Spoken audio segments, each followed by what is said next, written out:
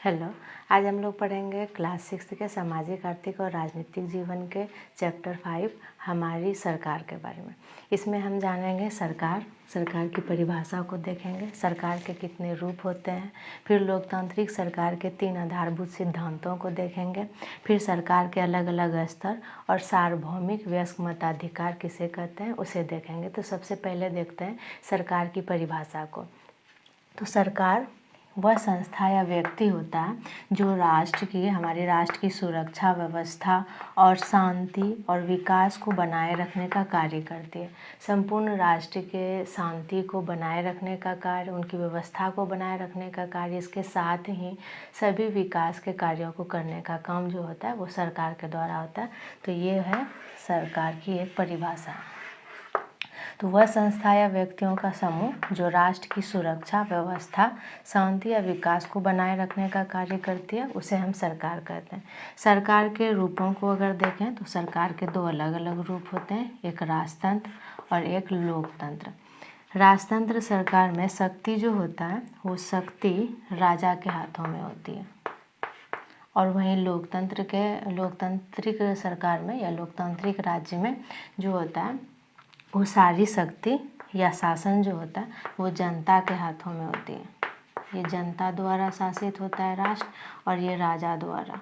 राजतंत्र राजा द्वारा और लोकतंत्र जनता द्वारा। यह अप्रत्यक्ष रूप से सीधे तौर पे जनता द्वारा नहीं, जनता अपने चुनाव द्वारा अपने शासकों का चुनाव करती है और उसका ही इसमें शक्ति या शासन होता है।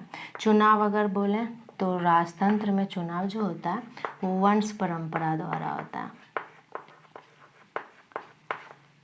इसमें वंश परंपरा द्वारा राजा के वंश के अगले उत्तराधिकारी वंश को बनाया जाता है, और इसमें जनता द्वारा चुनाव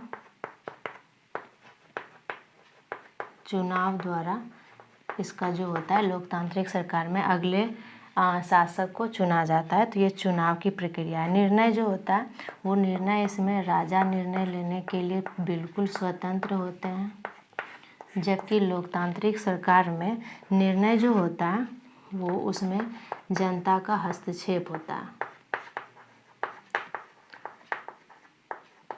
अगर किसी भी प्रकार के किसी भी नियम या कानून या कोई भी योजना अगर जनता के हित में नहीं की जाती है तो जनता उसके खिलाफ आवाज़ उठाकर हस्तक्षेप कर सकती है। तो इस तरह से राजतंत्र और लोकतंत्र में हम अंतर को देखें तो राजतंत्र में शक्ति जो होती है, शासन, वो पूरी तरह से राजा के द्वारा किया जाता है, और लोकतांत्रिक सरकार में जनता के द्वारा किया जाता है। इसमें चुनाव जो होता है, ये हम बोले अगले शासक को जो होते हैं वो वंश परंपरा द्वारा चुने जाते हैं, जबकि इसमें व्यक्ति अपने या जनता या नागरिक चुनाव करके अपना दूसरा शासक को चुनती है। अब राजतंत्र में राजा जो होते हैं किसी भी निर्णय को लेने के लिए बिल्कुल स्वतंत्र होते हैं, जबकि लोकतांत्रिक सरकार में जनता का पूर्ण रूप से हस्तक्षेप होता है। वो किसी भी कानून या नियम या योजना के खिलाफ आवाज़ उठाकर उसका विरोध कर सकती है, जबकि राजतंत्र में ऐसा नहीं होता है। अब हम लोकतांत्रिक सरकार के 3 आधारभूत सिद्धांत लें जिसके आधार पर वो लोकतांत्रिक सरकार कार्य करती है, तो वो है लोगों की भागीदारी। 3 है, ये मुख्य आधार है। सबसे पहले लोकतांत्रिक सरकार के अगर आधारभूत सिद्धांत या आधार कहें कि लोकतांत्रिक सरकार है तो उसका सबसे मुख्य आधार होता है वहाँ के लोगों की भागीदारी। चुनाव से लेकर के हर एक नियम या कानून में हस्तक्षेप करके जनता पूर्ण रूप से लोकतांत्रिक सरकार में अपनी भागीदारी निभाती है। सबसे पहले शासकों का चुनाव करती है वोट दे करके, और उसके बाद अगर उनके शासकों द्वारा बनाए गए नियम या कानून का अगर विरोध करना हो तो उसमें भी वो हस्तक्षेप कर सकती है। तो ऐसे में देखते हैं कि लोकतांत्रिक सरकार में सबसे मुख्य जो होती है वो लोगों की भागीदारी होती है। दूसरा होता है विवादों का समाधान। लोकतांत्रिक सरकार का सबसे जो आधार काम होता है जो वो होता है राज्यों, एक राज्य का दूसरे राज्यों का या व्यक्तियों के बीच के विवादों का निपटारा करना, ये इसका दूसरा कार्य होता है। वहीं तीसरे कार्य की बात करें तो समानता और न्याय। लोकतांत्रिक सरकार की सबसे मुख्य भूमिका होती है कि शासन में अपने पूरे राज्य या पूरे राष्ट्र में वो समानता को बनाए रखे और प्रत्येक वर्ग के लोगों को या नागरिक को न्याय दिला सके। जैसे समानता की बात करें, हर एक जाति, हर एक धर्म, हर एक लिंग से जुड़े हुए लोगों का समान अधिकार दिलाने का कार्य करती है। अगर वहीं बात करें महिलाओं के लिए तो लोकतांत्रिक सरकार महिलाओं, दलितों, जनजातियों आदि को समानता के अधिकार दिलाने के लिए आरक्षण, शिक्षा में आरक्षण या अन्य नौकरियों में आरक्षण की सेवा देकर इनके स्तर को सुधारकर समाज में समानता लाने का प्रयास करती है हमारी सरकार।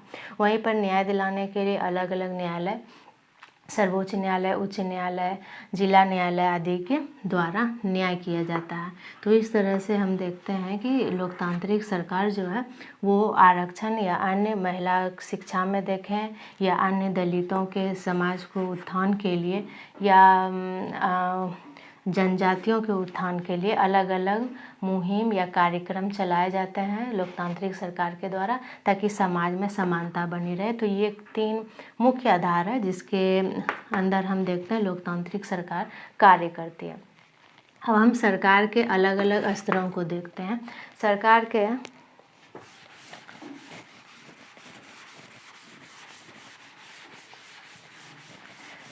के स्तरों को हम देखें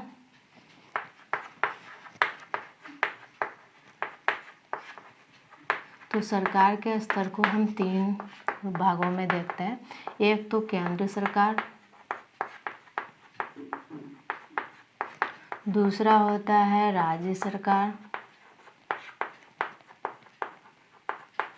और तीसरा होता है स्थानीय सरकार। ये सरकार के 3 अलग अलग स्तर होते हैं। केंद्र सरकार की बात करें तो ये पूरे राष्ट्र के शासन व्यवस्था को बनाए रखने का कार्य करती है या वहाँ के सभी कानूनों, नियमों आदि का या शासकों का या कार्यपालिकों का जो होता है वो नियंत्रण करता है। तो ये पूर्ण राष्ट्र के नियमों, कानूनों आदि का नियंत्रण करती है। वहीं अगर हम राज्य सरकार की बात करें तो ये एक राज्य का और स्थानीय सरकार ये किसी विशेष स्थान जैसे कि हम देखते हैं गांव के जिला स्तर पर जिला पदाधिकारी या गांव के स्तर पर पंचायत समिति या ग्राम पंचायत को देखते हैं। शहर में देखें तो नगर परिषद या नगर पालिका, नगर निगम, तो वो स्थानीय तौर पे वहाँ की व्यवस्था को नियंत्रित करती है या वहाँ की व्यवस्था को बनाए रखने का काम करती है। तो ये 3 सरकार के अलग अलग स्तर हैं। एक तो पूरे देश पे अगर नियंत्रण या वहाँ के शासन को बनाए रखते तो उसे हम केंद्र सरकार कहते हैं, और अलग अलग राज्यों के जो शासन को बनाए रखने का कार्य करते हैं उसे राज्य सरकार कहते हैं। और एक किसी खास स्थान के या छोटे स्तर पर हम बोलें जो नियंत्रण और नियमों को बनाए रखने का कार्य करता है तो उसे हम स्थानीय सरकार कहते हैं। तो ये सरकार के अलग अलग स्तर हो गए। हमारे राष्ट्र में लोकतांत्रिक सरकार है या बोलें राजतंत्र जो था उसे ख़त्म कर दिया गया है और हमारा राष्ट्र एक लोकतांत्रिक राष्ट्र है। तो हमारे राष्ट्र के लोकतांत्रिक राष्ट्र में अब हम सार्वजनिक ये जो है हमारा मत का अधिकार, सार्वभौमिक वयस्क मताधिकार, इसे देखते हैं। तो सार्वभौमिक वयस्क मताधिकार के अंतर्गत हमारे लोकतांत्रिक सरकार में अधिकार दिया गया है कि हर एक व्यक्ति जो यहाँ के नागरिक है 18 साल या 18 साल के बाद के सभी युवाओं से लेकर वृद्ध सभी वर्गों के लोगों को मत देने का अधिकार या अपने शासकों को चुनने का अधिकार प्राप्त है। तो हम सार्वभौमिक सार्वभौमिक वयस्क मताधिकार देखते हैं। तो सार्वभौमिक का सभी स्थानों पर जो यहाँ के लोग रहते हैं सभी बड़ों को मत देने का अधिकार, जो 18 या 18 वर्ष से ऊपर की आयु के सभी लोगों को मत देने का अधिकार। इसे ही हम सार्वभौमिक वयस्क मताधिकार कहते हैं। और ये हमारे राष्ट्र में एक लंबे संघर्षों के बाद ये अधिकार हमें प्राप्त हुआ है, क्योंकि अगर हम स्वतंत्रता के पूर्व अगर ब्रिटिश शासन में देखें तो उसमें हमें हमारे राष्ट्र में कुछ ही लोगों को वोट देने का अधिकार था। वो वर्ग थे कुछ शिक्षित वर्ग या संपत्ति वाले या जिसे हम धनवान कह सकते हैं, उन्हीं लोगों को वोट देने का अधिकार था। लेकिन अभी वर्तमान समय में हमें सार्वभौमिक वयस्क मताधिकार है। इसका मतलब है सभी वयस्क जो 18 वर्ष या 18 वर्ष के पार हो चुके हैं उन्हें वोट देने का अधिकार है। इसी तरह अन्य वर्गों को लेकर के भी हमेशा ही मत के अधिकारों के लिए संघर्ष करते देखा गया है। हमारे साथ ही कई विकसित राष्ट्रों को देखें, जैसे कि अमेरिका की बात करें तो वहाँ महिलाओं के वोट के अधिकारों की लड़ाई लड़ी गई। तो एक लंबे संघर्षों के बाद 1920 में, यह अमेरिका के एक विकसित राष्ट्र की बात है, 1920 में मत देने का अधिकार प्राप्त हुआ। वहीं अगर हम इंग्लैंड की बात करें, इंग्लैंड भी एक विकसित राष्ट्र है, वहाँ भी महिलाओं को वोट देने का अधिकार 1928 से प्राप्त हुआ। तो इस तरह हम देखते हैं कि वोट देने के अधिकार के लिए एक लंबी लड़ाई चली है हमारे पुराने समय से ही। लेकिन अभी वर्तमान समय में, अभी के समय में हमें सभी नागरिकों को समान रूप से वोट देने का अधिकार है, जिसे हम सार्वभौमिक वयस्क मताधिकार कहते हैं। तो इस तरह से हमने हमारे 5वें चैप्टर हमारी सरकार में सरकार को जाना, सरकार के अलग अलग आधारभूत सिद्धांतों को, लोकतांत्रिक और राजतांत्रिक सरकारों के बारे में, फिर हमारे सबसे लोकतांत्रिक सरकार के सबसे बड़े नींव जो कही जाती है सार्वभौमिक वयस्क मताधिकार के बारे में पढ़ा। तो मिलते हैं अगले चैप्टर के साथ अगले वीडियो में।